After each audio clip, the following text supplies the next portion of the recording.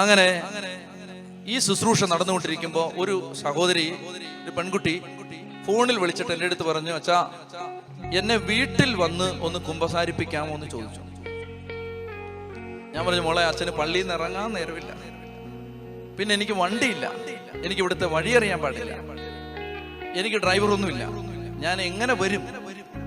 അപ്പൊ അവള് പറഞ്ഞു, അച്ഛാ ഞാൻ അഹങ്കാരം കൊണ്ട് അച്ഛനെ ഇങ്ങനെ ചോദിച്ച് വീട്ടിൽ വന്ന് എനിക്ക് പള്ളിയിൽ വരാൻ പറ്റാ, അച്ഛൻ അങ്ങനെ ചിന്തിക്കരുത്, ഞാൻ അനേക മാസങ്ങളായി കിടക്കയിൽ തളർന്ന് കിടക്കാം. അപ്പൊ അങ്ങനെ പറഞ്ഞപ്പോ നമുക്കൊരു കഷ്ടം തോന്നുമല്ലോ. ഞാൻ പറഞ്ഞു, ഞാൻ എങ്ങനെ വരും? ഞാൻ എൻ്റെ ഭർത്താവിനെ വിടാന്ന് പറഞ്ഞു. ഒരു ചെറുപ്പക്കാരൻ വന്ന് എന്നെ വീട്ടിലേക്ക് കൊണ്ടുപോയി. ഞാൻ അവനോട് പോകുന്ന വഴിക്ക് കാര്യങ്ങൾ ചോദിച്ചറിഞ്ഞു. ഇവിടെ സൗദി ജോലി ചെയ്യുകയായിരുന്നു, ഒരു കുഞ്ഞുണ്ട് ഇവർക്ക്. അപ്പോൾ ഭർത്താവിൻ്റെ കൂടെ താമസിക്കാൻ വേണ്ടിയുള്ള ആഗ്രഹത്തോടെ ജോലിക്ക് വേണ്ടി ട്രൈ ചെയ്ത് അങ്ങനെ അന്വേഷിച്ച് ഇവള് ഖത്തറിലേക്ക് വന്നതാണ്. ഇവിടെ വന്ന് ഏതാനും ദിവസങ്ങൾ കഴിയുന്നതിന് മുമ്പ് അവൾക്ക് നട്ടെല്ലിന് രോഗമുണ്ട്, എല്ല് പൊടിയുന്ന രോഗമുണ്ട്. ആ അസുഖം മൂർച്ഛിച്ച് ഇവള് പൂർണ്ണമായിട്ടും തളർന്നുപോയി. അപ്പൊ ഒരു വെട്ടിയിട്ട വാഴപ്പിണ്ടി പോലെ കട്ടിലേക്ക് കിടക്കുകയാണ്. ചെറുപ്പക്കാരി, അധികം ജീവിതമൊന്നും ജീവിച്ചിട്ടില്ല, ഇങ്ങനെ തളർന്നു കിടക്കുന്ന. അപ്പൊ സ്വാഭാവികമായിട്ടും മാനുഷികമായിട്ട് നമുക്കൊരു പ്രയാസം തോന്നുമല്ലോ. ഞാൻ അവളുടെ അടുത്ത് കസേര ഇട്ടിരിക്കുമ്പോ ഞാൻ പറഞ്ഞു, അവളെ പ്രാർത്ഥിക്കാൻ നീ വിഷമിക്കൊന്നും വേണ്ട, കർത്താവ് സഹായിക്കും. അപ്പൊ അവള് അന്ന് കുമ്പസാരിച്ചു കഴിഞ്ഞപ്പോൾ ഞാൻ പാപമോചനം കൊടുത്ത് പ്രാർത്ഥിച്ചു, ഉപദേശം കൊടുത്തു. പിന്നെ എൻ്റെ കുറേ ഓഡിയോ ടോക്സ് എൻ്റെ ഫോണിൽ കിടപ്പുണ്ടായിരുന്നു, സഹനത്തെക്കുറിച്ച്. ഞാൻ അതൊക്കെ കൊടുത്തു. നീ ഇതൊക്കെ കേൾക്ക്, പ്രാർത്ഥിക്കുക, ഈശോ തന്ന സഹനത്തിൻ്റെ നാളുകളാണ്, നീ പ്രാർത്ഥിക്കുക, കർത്താവ് നിന്നെ അനുഗ്രഹിക്കും എന്നൊക്കെ പറഞ്ഞ് നമുക്കറിയാവുന്ന ആശ്വാസമൊക്കെ പറഞ്ഞിട്ട് ഞാൻ തിരിച്ചു പോയി. ഒരു 4 ദിവസം കഴിഞ്ഞു ഇതേയാൾ എന്നെ വീണ്ടും വിളിച്ചിട്ട് എന്നോട് പറഞ്ഞു, അച്ഛാ ഞാനൊരു അഹങ്കാരിയാണെന്ന് അച്ഛൻ വിചാരിച്ചാലും വേണ്ടില്ല, എനിക്ക് ഒന്നുകൂടെ കുമ്പസാരിക്കണം.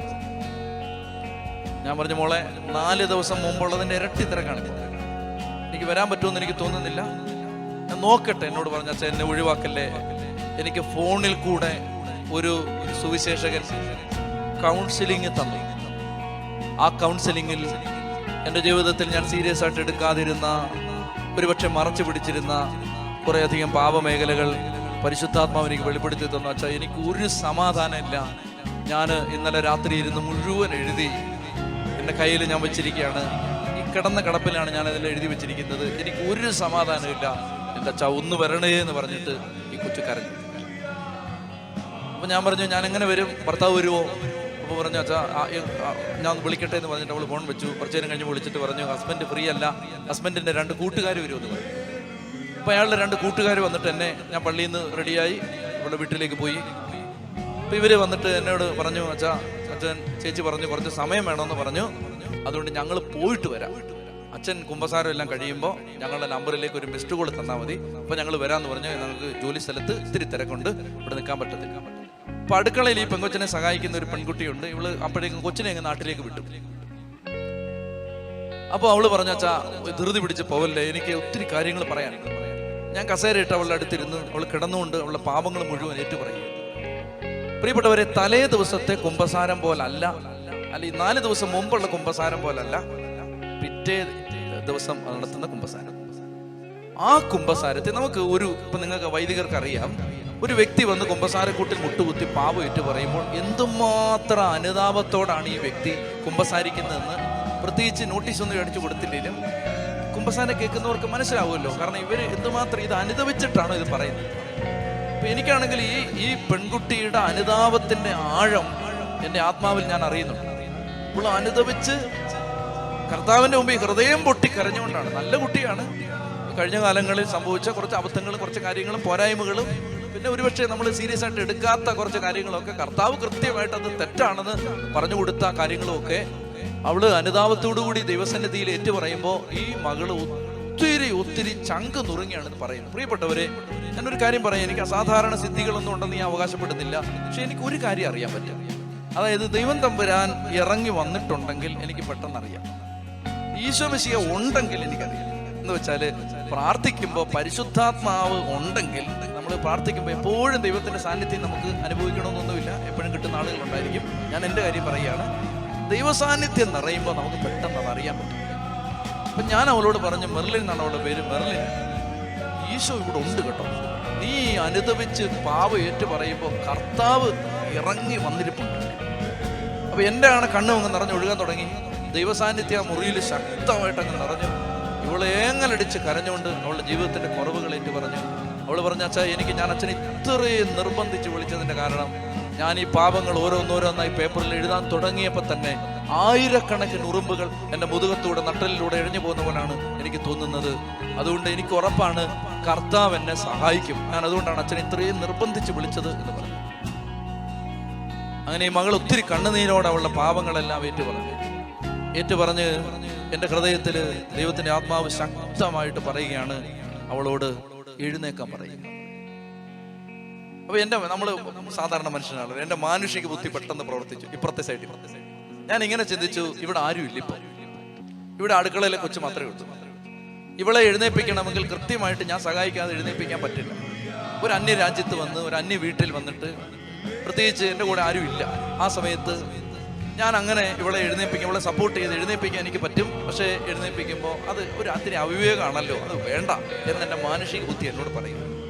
എൻ്റെ ഉള്ളിൽ പരിശുദ്ധാത്മാവ് ശക്തമായിട്ട് പറയുകയാണ്, ഇവളെ എഴുന്നേൽക്കും. ഞാൻ പറഞ്ഞു, മെർലിൻ, ഞാൻ ഉള്ള കാര്യം തുറന്നങ്ങ് പറയാം. അതായത് നീ എഴുന്നേക്കുമെന്ന് ദൈവത്തിൻ്റെ ആത്മാവ് എൻ്റെ ഹൃദയത്തിൽ എനിക്ക് മുമ്പ് ഒരിക്കലും അങ്ങനെ ആരോട് പറയാൻ തോന്നിയിട്ടില്ല. ആദ്യത്തെ സംഭവമാണ് ഇങ്ങനെ ഒരാൾ തളർന്നു കിടക്കുന്ന ഒരാളുടെ അടുത്ത് ചെല്ലുമ്പോൾ അയാൾ എഴുന്നേക്കുമെന്ന് നമ്മുടെ ഉള്ളിൽ നമ്മൾ അറിയാതെ ആരോ പറയുക. ഞാൻ പറഞ്ഞു, നീ എഴുന്നേക്കുമെന്ന് പരിശുദ്ധാത്മാവ് എന്നോട് പറയും. അവള് പറഞ്ഞു, അച്ഛൻ പറയാതെ തന്നെ എനിക്കതറിയാൻ തോന്നി. പക്ഷെ അവളോട് ഞാൻ പറഞ്ഞു, ഞാൻ നിന്നെ ഇപ്പോൾ എഴുന്നേൽപ്പിക്കുന്നില്ല. എന്തായാലും നിന്റെ ഹസ്ബൻഡ് അല്ലേ നിന്നെ സപ്പോർട്ട് ചെയ്ത് ഇവിടെ ഉള്ളത്. 5 മണിക്ക് 5:30 അവൻ വരുമ്പോൾ നീ അവനോട് പറയണം, ഡാനിയേലച്ചൻ പറഞ്ഞു നിന്നെ ഒന്ന് എഴുന്നേൽപ്പിക്കാൻ പറഞ്ഞു. അവള് പറഞ്ഞു, അച്ഛാ ഞാനത് ചെയ്യും. എന്നിട്ട് അച്ഛനെ വിളിക്കാൻ തുടങ്ങി. ഞാൻ തിരിച്ചുപോയി. പ്രിയപ്പെട്ട സഹോദരങ്ങളെ, ഈ ഭർത്താവ് തിരിച്ചു വന്നു, ജോലി കഴിഞ്ഞ് തിരിച്ചു വന്നപ്പോൾ ഇവള് പറഞ്ഞു, ഞാൻ കുമ്പസാരിച്ചു അച്ഛാ എന്നെ എഴുന്നേൽപ്പിക്കണം.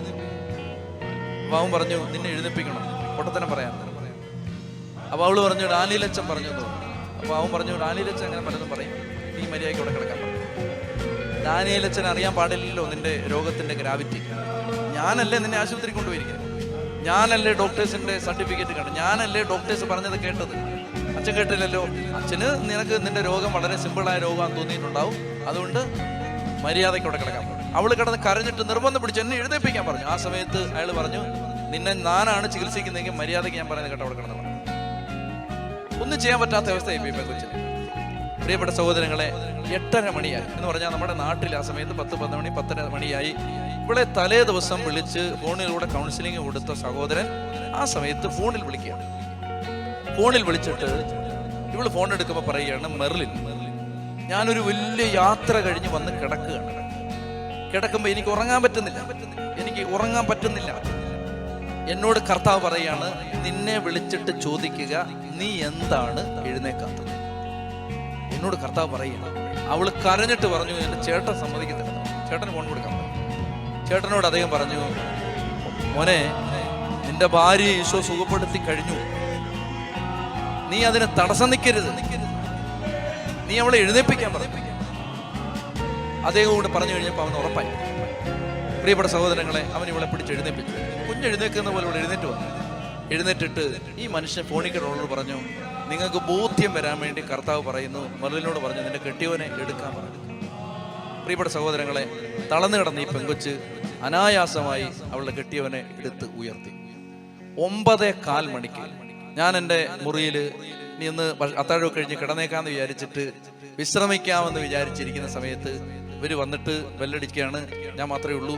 ഞാനവിടെ ഇറങ്ങി ചെല്ലുമ്പോൾ ഇവരെന്നോട് പറയുകയാണ്, 2 പേരും ഭാര്യയും ഭർത്താവും നിൽപ്പുണ്ട്, ഞങ്ങൾ എഴുന്നേറ്റ് കർത്താവ് ഞങ്ങളെ എഴുന്നേൽപ്പിച്ച് ഇവിടെ കൊണ്ടുവന്നിരിക്കുകയാണെന്ന് പറഞ്ഞിട്ട് മുട്ടുകുത്തി ഞാൻ തലേ കൈവച്ച് പ്രാർത്ഥിച്ച് അവർ തിരിച്ചുപോയി. ഇന്നുകൂടി ഞാനിത് വൈകിട്ട് ഇത് പറയുന്നുള്ളത് കൊണ്ട് ഇന്നുകൂടി വാട്സപ്പിൽ അവൾക്കൊരു മെസ്സേജ് അയച്ച് ഞാൻ അവളുടെ ആരോഗ്യസ്ഥിതി ഉറപ്പുവരുത്തിയിട്ടാണ് ഇന്ന് നിങ്ങളോട് ഇത് പറയുന്നത്. ഉറക്കെ പറഞ്ഞേ ഹല്ലേലൂയാ, ഹല്ലേലൂയാ. പ്രിയപ്പെട്ട സഹോദരങ്ങളെ, കുമ്പസാര കൂട്ടിൽ ശരീരത്തിന്റെ മേൽ ദൈവശക്തി